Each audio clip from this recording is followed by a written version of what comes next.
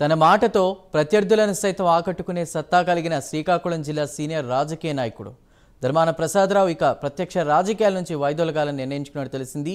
ఈ నిర్ణయాన్ని తక్షణమే అధికారికంగా ప్రకటించినప్పటికీ భవిష్యత్తులో ఎన్నికల్లో పోటీ చేయనని తన సన్నిహితుల వద్ద స్పష్టం చేస్తున్నారు. ప్రస్తుత రాజకీయాల్లో నాయకులంటే ఏమాత్రం గౌరవం లేదని, ఆత్మగౌరవాన్ని చంపుకుని రాజకీయాల్లో కొనసాగడం కంటే దూరంగా ఉండి పెద్దరికం నిలుపుకోవడం మంచిదన్న నిర్ణయానికి ధర్మాన వచ్చారని రాజకీయ వర్గాలు అంటున్నాయి.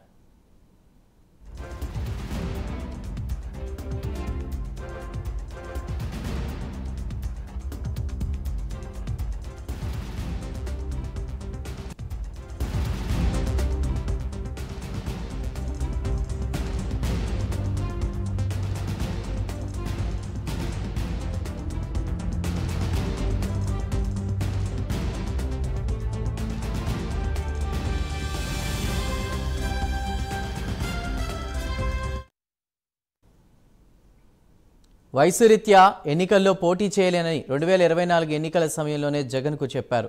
తన బదులు తన కుమారుడు రామ మనోహర్ నాయుడిని శ్రీకాకుళం అసెంబ్లీ స్థానం నుంచి బరిలోకి దించాలని ఆయన కోరారు. అయితే బందర్ నుంచి పేర్ని నాని కుమారుడు కృష్ణమూర్తికి, తిరుపతి నుంచి భూమన కరుణాకర్ రెడ్డి కుమారుడు అభినయ్, చంద్రగిరి నుంచి చెవిరెడ్డి భాస్కర్ రెడ్డి కుమారుడు మోహిత్ రెడ్డి, గుంటూరు తూర్పు నుంచి షేక్ ముస్తఫా కుమార్తె నూరి ఫాతిమా షేక్లకు అవకాశం ఇచ్చిన జగన్ ధర్మాన కుమారుడికి మాత్రం టికెట్ ఇచ్చేందుకు నిరాకరించారు. ఐపాక్ సర్వేలో ధర్మాన ఓడిపోతారని వచ్చినా ఆయనే పోటీ చేయాలని జగన్ పట్టుబట్టారు. దీంతో అయిష్టంగానే బరిలోకి దిగారు.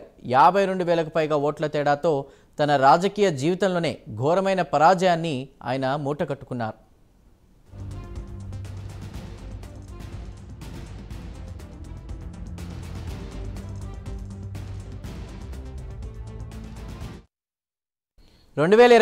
ఓటమి ధర్మాన్నను కలిచివేసింది.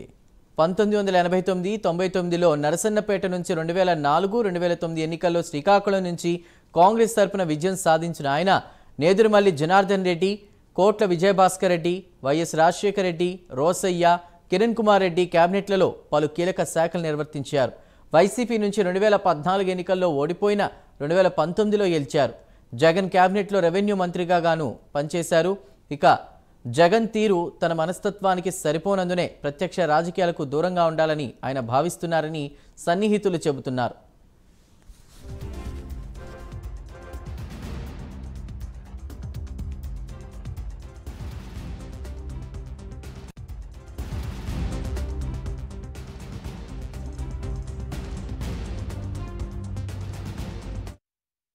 వైసీపీలో ఎంతటి సీనియర్ నాయకుడైనా పార్టీ కోసం చిత్తశుద్ధితో పనిచేస్తున్నా జగన్ ముందు వంగి ఉండాల్సిందే అని అంటున్నారు. సంప్రదాయ రాజకీయాలకు అలవాటు పడిన ధర్మాన వైసీపీ జగన్ తీరు చూశాక ఇక ప్రత్యక్ష రాజకీయాల్లో ఇమడలేనన్న నిర్ణయానికి వచ్చారని ఆయన సన్నిహితులు చెబుతున్నారు. వైసీపీలోని కొందరు సీనియర్లు కూడా ధర్మాన పార్టీలోనే ప్రత్యక్ష రాజకీయాలకు గుడ్ బై చెప్పే యోచనలో ఉన్నట్లు పార్టీ వర్గాలు గుసగుసలాడుతున్నాయి.